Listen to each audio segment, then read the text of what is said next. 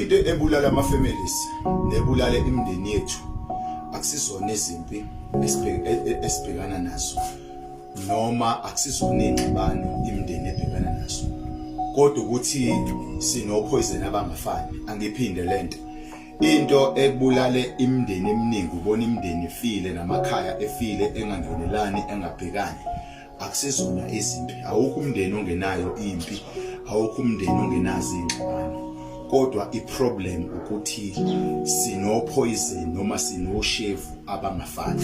Oshevu abaphuma kithi ngaphakathi simndeni ayifani. Ngeke ngabona inyoka ezimbili eziwuhlobo olungafani zadlana noma zilwa, mezilwa zafa zombili. Yini zife zonke kungabi khona enqobile? Ingenxa ukuthi lenye inyoka iluma enye inyoka ngolunye uhlobo la poison, nalenye iluma ngolunye uhlobo la poison.